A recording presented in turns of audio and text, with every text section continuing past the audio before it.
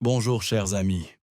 Aujourd'hui, embarquons pour un voyage émouvant à la découverte de la vie et de la carrière d'Anne-Élisabeth Lemoine, l'une des journalistes et présentatrices les plus appréciées de France. Avec son sourire radieux, son style de présentation charmant et son cœur passionné, elle est devenue une icône de la télévision française. Mais derrière son auréole se cachent des histoires de détermination, de souffrance et de rêves inassouvis. Si vous n'êtes pas encore abonné à la chaîne, cliquez sur le bouton S'abonner et n'oubliez pas de sonner la cloche pour ne rien manquer de nos histoires fascinantes. C'est parti. Anne-Élisabeth Lemoine est née le 29 juillet 1970 au Plessis-Trévise, une petite ville de la banlieue parisienne, dans une famille de la classe moyenne, où la culture et l'éducation étaient très valorisées. Son père était ingénieur et sa mère professeure de lettres, qui lui ont inculqué l'amour des livres et des mots. Élevée dans un milieu intellectuel, Anne-Élisabeth a montré très tôt une intelligence et une passion pour le journalisme. Cependant, sa vie n'a pas toujours été rose. L'une des plus grandes souffrances d'Anne-Élisabeth fut la perte de sa mère bien-aimée en 2005, décédée d'un cancer du poumon à l'âge de 62 ans. Sa mère était non seulement sa nourrice spirituelle, mais aussi une amie proche, la soutenant toujours dans les premiers pas de sa carrière. Le départ de sa mère a laissé un vide incommensurable chez Anne-Élisabeth. Elle a un jour raconté qu'il y avait des jours où, assise dans l'ancienne chambre familiale, elle regardait les livres que sa mère lui lisait et où des larmes coulaient en silence. Une autre souffrance à laquelle elle a dû faire face a été la pression des critiques publiques tout au long de sa carrière, notamment lorsqu'elle a pris la tête de C'est à vous sur France 5 en 2014. En tant que femme dans le monde des médias, elle a souvent été confrontée à des commentaires malveillants sur son apparence, son style de présentation et même ses choix personnels. Ces critiques, bien qu'elle ait essayé de les ignorer, l'ont amenée à remettre en question sa valeur à maintes reprises. Elle a raconté un jour que certains soirs, après la fin de l'émission, elle restait seule dans la loge, se sentant seule et se demandant si elle serait assez forte pour continuer. Ces souffrances, bien que dissimulées derrière un sourire éclatant, ont façonné Anne-Élisabeth Lemoine, une femme à la fois résiliente et sensible, toujours marquée par des cicatrices invisibles. La carrière d'Anne-Élisabeth Lemoine a été un long et mémorable parcours, jalonné de grands succès et d'échecs qui l'ont fait pleurer. Diplômée du prestigieux CELSA, Centre de journalisme d'État de Paris, Anne-Élisabeth a débuté sa carrière comme reporter à Canal+ à la fin des années 1990. Elle a rapidement impressionné par son écriture percutante et son sens aigu de l'histoire. De Canal+, elle a rejoint France Info, où elle a été présentatrice du journal télévisé du matin. Sa voix chaleureuse et sa vivacité d'esprit ont fait d'elle un visage familier sur les ondes. Mais sa véritable percée a eu lieu en 2011, lorsqu'elle a rejoint l'équipe de C'est à vous sur France 5, d'abord comme chroniqueuse, puis comme présentatrice principale en 2014, succédant à Alessandra Sublet. Sous la direction d'Anne-Élisabeth, C'est à vous est devenue l'une des émissions d'interview les plus appréciées des Français, alliant dialogue réfléchi et ambiance chaleureuse d'un dîner. Elle a accueilli des invités de marque tels qu'Emmanuel Macron, Catherine Deneuve et Zinedine Zidane, livrant des conversations intelligentes et accessibles. Le succès de C'est à vous a propulsé Anne-Élisabeth au sommet de sa carrière, mais le chemin n'a pas été facile. Elle a essuyé de vives critiques, notamment en 2016, lorsque certains téléspectateurs ont estimé que son style d'animation était trop amical et manquait de la vivacité nécessaire pour aborder les sujets politiques. Ces critiques l'ont blessée, et elle a admis avoir quitté le plateau certains soirs en pleurs, se sentant peu appréciée. Une autre tentative qui l'a fait pleurer fut celle de produire une émission culturelle spéciale en 2018. Mais le projet fut annulé faute de financement. Elle passa des mois à se préparer pour finalement réaliser que son rêve ne pourrait se réaliser. Les longues nuits de travail, les échecs et les moments de remise en question lui ont laissé des cicatrices émotionnelles. Pourtant, Anne-Élisabeth a toujours trouvé le moyen de se relever et a continué à diriger C'est à vous avec une passion inébranlable, faisant de l'émission un espace où chacun peut partager ses histoires en toute sincérité.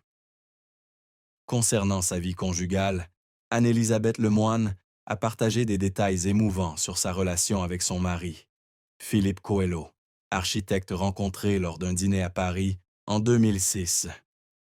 Ils se sont mariés en 2012, après 6 ans de relation, lors d'une cérémonie intime en Provence.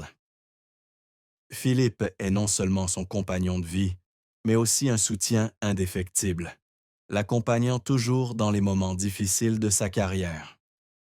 Cependant, Anne-Élisabeth a un jour révélé un détail bouleversant concernant la santé de Philippe. En 2019, on lui a diagnostiqué un cancer de la thyroïde, une maladie qui, bien que guérissable, a néanmoins suscité une grande angoisse chez toute la famille. Lorsqu'elle a appris la nouvelle, Anne-Élisabeth se souvient d'être assise dans le salon, serrant Philippe fort dans ses bras, incapable de retenir ses larmes en repensant au jour où il a dû subir une chimiothérapie. Elle a raconté que Philippe, avec son optimisme, a tenté de la rassurer en lui disant qu'il se battrait pour elle et les enfants. Mais cette force l'a encore plus brisée.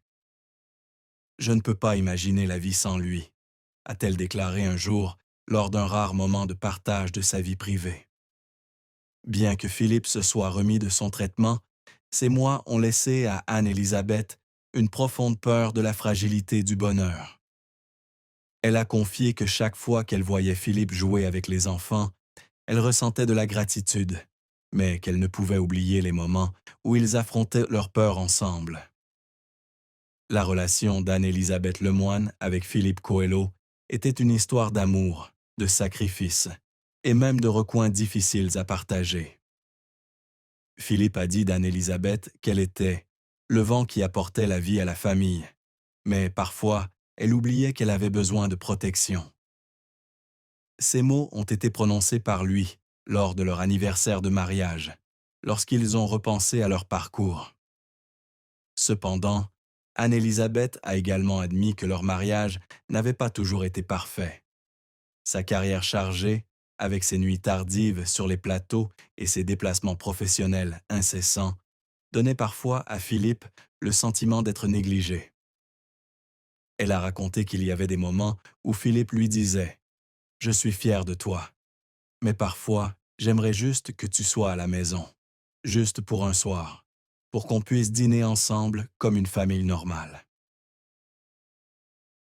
Ces mots ont profondément fait réfléchir Anne-Élisabeth, qui a admis qu'elle n'arrivait pas toujours à concilier travail et famille. Un autre aspect négatif de leur mariage était la pression de la maladie de Philippe. Bien qu'il ait surmonté la période la plus difficile, les examens réguliers et la peur d'une rechute ont toujours pesé sur leur vie. Anne-Élisabeth confie qu'il y a des nuits où elle reste éveillée, inquiète pour l'avenir, mais essaie de cacher ses faiblesses à Philippe. Pourtant, leur amour et leur respect mutuel les ont aidés à surmonter leurs difficultés. Anne-Élisabeth affirme que Philippe lui a appris à apprécier les moments simples, comme une promenade au parc ou un film humoristique à la maison. Ces recoins cachés, bien que peu médiatisés, témoignent de la complexité d'un mariage, où joie et douleur vont de pair. Patrimoine. En termes de patrimoine, Anne-Élisabeth Lemoine est estimée à environ 8 millions d'euros, un chiffre qui reflète sa brillante carrière dans les médias. L'essentiel de sa fortune provient de son passage à France 5, ainsi que de contrats publicitaires et d'autres projets de médias. Elle possède un luxueux appartement dans le 16e arrondissement de Paris, où elle et Philippe ont élevé leurs 2 enfants. Anne-Élisabeth possède également une maison de vacances en Bretagne où elle se retire souvent pour se détendre et trouver l'inspiration. Sans être ostentatoire, elle gère son patrimoine avec sagesse, veillant à ce que sa famille vive confortablement. Elle a déclaré que l'argent n'était pas une fin en soi, mais un outil qui lui permettait de continuer à faire le travail qu'elle aime et de prendre soin de ses proches. Je n'ai pas besoin de luxe, mais je veux avoir assez pour apporter de la joie à Philippe et aux enfants, a-t-elle déclaré lors d'une interview. En plus de ses biens immobiliers, Anne-Élisabeth possède une collection de littérature française, comprenant notamment des œuvres de Marcel Proust et de Simone de Beauvoir, témoignant de sa passion pour la littérature. La famille d'Anne-Élisabeth Lemoine, et plus particulièrement Philippe et leurs deux enfants, Arthur et Vasco, ont souvent évoqué la tristesse qu'elle a endurée, notamment après le décès de sa mère et les pressions liées à sa carrière. Arthur, son fils aîné, a confié que sa mère avait toujours cherché à dissimuler sa tristesse pour protéger la famille. Ma mère parlait rarement de sa grand-mère, mais je la voyais regarder de vieilles photos et je savais qu'elle souffrait encore, a confié Arthur lors d'une conversation avec des amis. Vasco, le cadet, a également confié que sa mère lui avait appris la résilience, mais qu'elle en était aussi profondément marquée. Ma mère souriait toujours à la télévision, mais je sais qu'il y avait des jours où elle avait du mal à garder ce sourire, a confié Vasco. Arthur et Vasco ont tous deux souligné qu'Anne-Élisabeth avait toujours fait passer sa famille en premier, même face aux critiques publiques ou aux pressions liées à sa carrière. Son mari Philippe a dit un jour qu'Anne-Élisabeth était une mère dévouée, mais que le chagrin de sa mère et les difficultés de sa carrière la rendaient parfois silencieuse. Béa n'a jamais voulu qu'on la voie faible, mais je savais qu'elle avait le cœur brisé, a confié Philippe. La famille d'Anne-Élisabeth est fière de sa force, mais admet aussi que sa douleur a laissé en elle un vide incommensurable. La fin de l'histoire d'Anne-Élisabeth Lemoine n'est pas glorieuse, mais un parcours rempli d'émotions, où la tristesse se cache derrière un sourire éclatant et une voix chaleureuse. Après plus de 2 décennies dans le monde des médias, Anne-Élisabeth continue d'animer C'est à vous, suscitant des conversations inspirantes auprès du public. Cependant, elle porte de profonds regrets. Elle a confié qu'elle aurait aimé passer plus de temps avec sa mère pour la remercier des années où elle a nourri son âme. Le décès de sa mère, ainsi que les souvenirs des jours difficiles de sa carrière, sont une tristesse qu'Anne-Élisabeth portera toujours en elle.